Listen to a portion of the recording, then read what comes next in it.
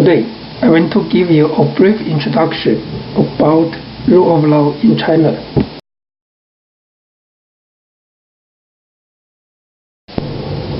The rule of law is an old concept since ancient Greece. The famous philosopher Aristotle insisted law should govern. The modern concept of rule of law was further popularized in the 19th century by British jurist A.V. Dicey. Dicey identified the three principles which together established the rule of law. Ever since the end of 1970s, when China initiated its reform and opening up policy, profound changes have taken place in economic, political, and social aspects. There are two great debates on rule of law since 1980s. The first debate is about rule of law or rule of man. We all know that in ancient China, the thought of Confucianism advocated good governance and rule by leaders who are benevolent and virtuous. And since 1949, the dogmatic Marxism thinks that the law is just the embodiment of the ruling class will, and only a tool of rulers to govern the state. In this debate, scholars criticized the idea of rule of man and put forward the idea of rule of law.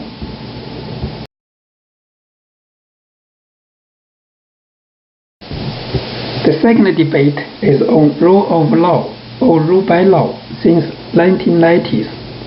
In Mandarin, the pronunciation of rule of law and rule by law is the same, but the meaning is very different. The latter means the law is like the sword in the ruler's hand to govern the people. After this debate, the meaning of rule of law is clarified further. Then the concept of rule of law is widely accepted by both legal scholars and many politicians in China. In China, the transition to a market economy has been a major factor in a move towards the rule of law. Because a rule of law is important to foreign investors and to economic development, some scholars argued that the market economy is exactly legalized economy. So the establishment and improvement of the legal system started firstly in the economic field. The main way to develop the legal system is to translate the foreign law. At this stage, the scholars and some politicians thought, firstly, the market economy will inevitably lead to the fulfillment of rule of law in China, vice versa. Secondly, through translating foreign law, we can achieve our aim of rule of law. But soon, people realized that the rule of law cannot be limited only to commercial matters. It also relates to some values, such as rights, liberty, democracy, and so on. And for China, the political reform is more important and difficult than economic reform. The politicians began to pay attention to the rule of law in political reform. Firstly, some important documents of the Party Central Committee affirmed the significance of rule of law in China. Then in 1999 and the second session of the 9th National People's Congress.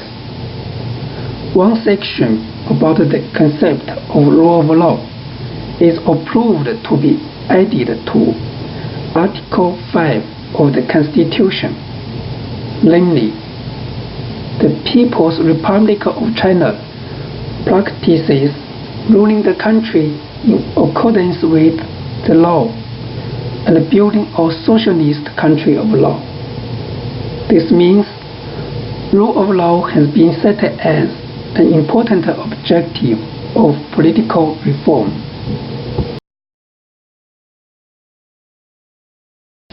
In my point of view, rule of law in China is in an open process and has no certainty prospect yet. I think there are some issues deserved to think over. Firstly, how to restrain the political power effectively. Secondly, how to treat Chinese traditional thoughts, such as Confucianism and legalism. Thirdly, full westernization or special seeking in rule of law, China. That's all. Thank you.